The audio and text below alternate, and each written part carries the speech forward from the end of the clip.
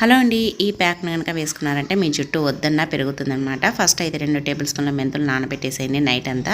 అలాగే ఒక అలోవెరాని అయితే తీసుకొని చిన్న చిన్న ముక్కలుగా కట్ చేయండి. నైట్ అంతా నానబెట్టిన ఈ మెంతులను అయితే ఇలా మిక్సీ జార్లోకి అయితే వేసేసుకొని అలోవెరా ముక్కలు కూడా వేసేసుకొని మెత్తగా ఈ విధంగా అయితే పేస్ట్ చేయండి. ఈ విధంగా పేస్ట్ చేసుకున్నారంటే ఇంకా సరిపోతుంది. దీన్ని ఒక కడాయిలోకి అయితే వేసేసుకోవాలంటే దీన్ని ఫుల్ వీడియో కావాలంటే కింద లింక్ ఇస్తాను, ఒకసారి చెక్ చేయండి.